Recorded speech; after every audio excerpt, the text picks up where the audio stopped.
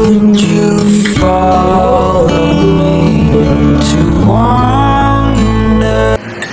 Ano yun? Totoo man yun, di ba yun prank? Kumbaga, naano sa isip ko, masakit sa akin yun or nagpapa-stress din sa akin kasi papa-stress sa akin. Actually, yun lang naman talaga, yung mga nagbabalahura sa Team Kalingap. Nag-chat ako sa kanila. Kay Joy, nag-chat ako dyan. Nag-chat ka na, Joy, kung ganito nangyari. Kalinga, please po pa-double tap, pa-like at pa-subscribe na rin po para po updated kayo sa mga bago nating upload na video. At huwag po niyong kalimutang suportahan ang ama ng Kalingap na si Kuya Bal Santos Matubang, Ate Edna Vlogs at syempre po pati na rin po si Kalingap Rab. Kompleto naman kami. Kalayo kami naman. Nagkakalayong lugar, nasa ibang bansa. Ganda nga ng ganito nung nakakapag-relax. Yung ano nga ng ganito, yung chill lang, yung kinakasama natin, yan, si Ryan, si Ryan, sila Jemel. Isa na parang gusto ko na, yung ganito, yung tawag dyan, yung magpahinga muna sa charity or charity vlog. Parang ganito lang muna, lang, simple family. Tapos, relax lang muna. Ba't biglang mo naisip? Ha? Ba't biglang mo naisip? Ano kasi, di ba, ang dami nangyari, naging toxic sa Kalingap, daming kaaway, ang daming mga mga bumabatikos. So, naisip ko lang, kumbaga, bilang naman ngayon, kumbaga, palagi siyang sumasagi sa isip ko na what if magpahinga muna ako sa charity o parang ganito lang muna, family vlog. Kung may manood man, okay. Kung wala, okay lang rin. Kung ba, anong sasabi mo? Ngayon ko lang sa ito, in-open eh. Kasi ang dami kasi naisip ko lang. Bakit napapagod ka? Yung siya napapagod sa, kumbaga sa katawan, kaya naman. Sa lang, yung sa isip siguro, yung mga yung stress, sa mga mga kaaway. Parang gusto mo makapahinga sa bawat sa pero for sure, ang inisip mo na lang ang beneficiaries mo. Siyempre. Ikaw, ano yung masasabi mo? Kasi yun ko nga lang ito in-open and yun, binlog ko rin para gusto ko rin malaman ng ibang mga supporters ko yung ibang bagay na dinalaman ng isip ko, ng puso ko. Pero wala namang masamang magpahinga kung kailangan. Pero huwag kang tumigil. Tumigil na? Tumigil sa pag-charity. Especially marami pa rin ang umaasa sa health mo, sa kung ka din naman bilang Kalingap, kung ka din naman kilala. Parang kasama na yun parang hindi mo rin may iwasan yung magkaroon ng parang ibang bashing, yung mga toxic, lalo andyan din part na yan, lalo ka pa nag-grow ka, lalo ka sa kilala ka, lalo mas malawak yung community. Kaya mo na lang yung, kumbaga maging mo na lang siya motivation. Hindi siya yung magiging cause para mawalan yung bakasan mo sa ginagawa mo. Saka mawawa rin yung mga scholars mo, yung mga umaasa sa'yo, lalo yung mga nag-aaral pa, yung mga estudyante. Bagay. Saka meron ka pang mga naka-line up. Pabahay.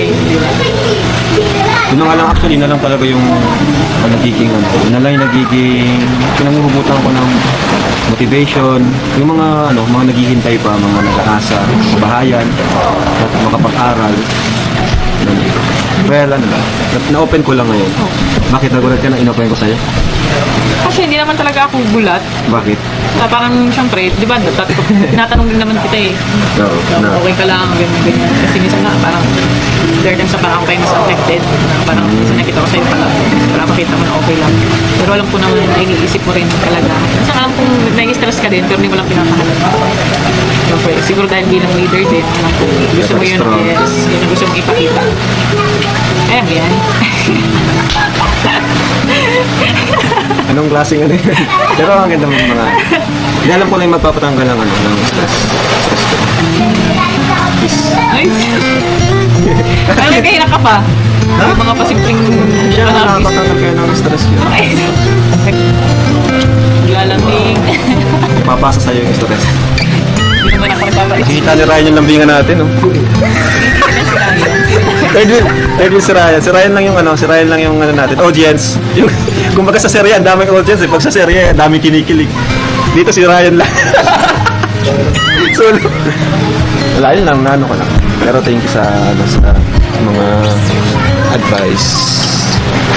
Kaya maganda rin talaga yung may mga ganito, di ba? Mga ganitong gathering. Papahinga ka. Mga ganitong Ibang gathering. ano naman. Makapag-relax yung utak. Kumbaga, walang walang social media muna. Saka iba kasi din talaga pag yung mga kasama mo yung group na kasi talagang trabaho yung Saka gawa nyo eh. pag yung group, pag yung mas kunti lang kayo, mas tahimik. Ang dami na kasi, minsan na rin, magulo na rin. Pero ano lang naman, okay na naman, mas ang kapalit naman, masaya naman talaga pag madami. Pero may mga times talaga na dapat konti lang. May times kasi na gusto mo rin makapag-relax. Yan.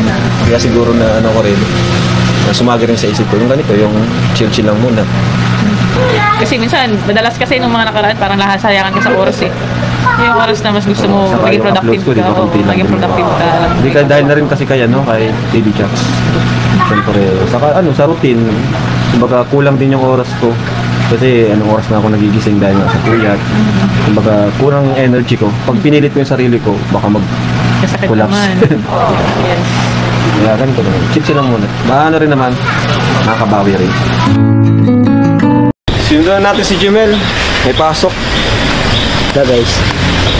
Siyempre, kailangan kompleto tayo dito si Jimel.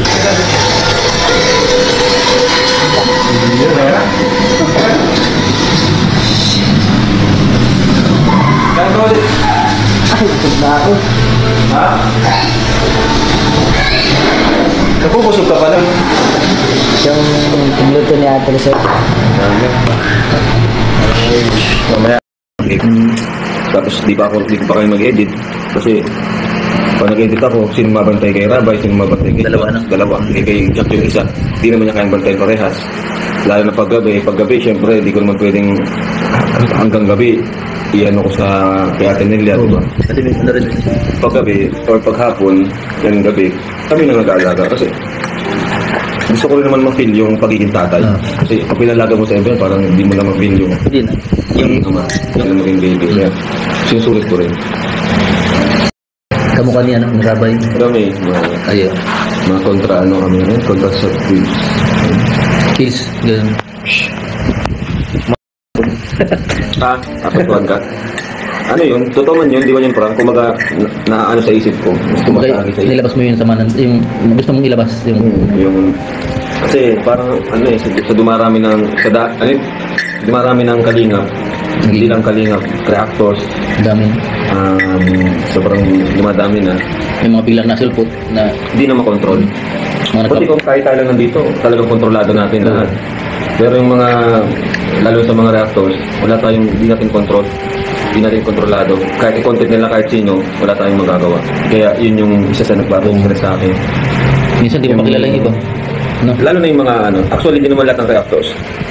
Kasi actually sila naman yung nagtatanggol sa atin. Yung mga yung mga antay. Okay lang na banatan ako si Kuya Bal. Huwag lang yung beneficiary.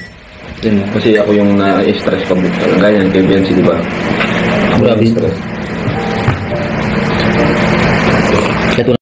I-bash ko yung banatan o balahurain or si Papa. Okay lang sa akin. I mean, okay lang sa akin kasi ako magaling akong iwasan o hindi pansinin yan. Hindi ko mas pinapanood. Pero pag yung beneficiary ko na kagaya ngayon, yan si Bielsi, si Joy, mas naapektuhan ako. Kasi tinulungan ko yan, gusto ko magkaroon ng magandang buhay. Tapos, ang magiging kapalit yung gano'n, yung may nang babalahura naman sa social media. Parang, naanuhan ako, parang useless or nonsense sa pagtulong kung yun naman yung kapalit. Kaya, yun, affected talaga ako. Gusto kong tumulong nang hindi sila nasasaktan. Hindi sila na-apektuhan ng damdamin nila. Kaya, kaya masakit sa akin or nagpapa-stress din sa akin kasi siyempre tinulungan ko para kumanda yung buhay. Tapos meron naman ibang tao na babanatan or apak-apakan sa social media. Kaya isa yun sa inyo ko yun. Yun yung mga bagay na hindi ko kontrolado. Kaya ako naapektuhan. Gaya ng, siyempre mga content creator, di mo naman lahat yan madidiktahan, di mo lahat yung mapapasunod. Kasi gusto lang niya, lahat naman kasi makakuha ng views, kahit mali na yung ginagawa, di ba? Para sa views, yung iba. Kaya yun, isa yun sa nagpapa-stress sa akin. Actually, yun lang naman talaga, yung mga nagbabalahura sa Team Kalingap. Although, kung ako wala, okay lang sa akin, wala yun sa akin kasi di ko naman pinapanood. Pero pag yung mga beneficiary ko, yun yung, kasi nahihiya ako sa sa pamilya. Nahihiya ako sa kanila. Minsan ako yung nag-ano sa kanila, pasensya na kayo, kasi ganyan. Ako talaga na bro, pasensya ka na. Nadadamay ka dito, na ganyan talaga ako.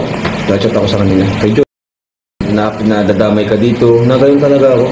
Nag-chat ako sa kanila. Kay Joy, nag-chat ako dyan. Pasensya ka na Joy kung ganito nangyari.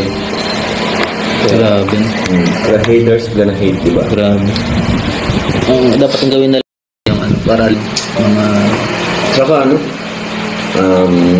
ayoko na tama na itong love team na to. Ayoko na magdagdag. hindi ka na talag puro helping na lang. Pakitang tao. Hindi po. To inspire others. To inspire others. To motivate others. Tama. Nasa mundo tayo ngayon ng Social media. Technology and social media. So, basic, ang pag-video is common na yan. Hindi yan sa pagiging pakitang tao. Diba? Parang Kaya bilib ako kay si Ivana. Parang teacher yan na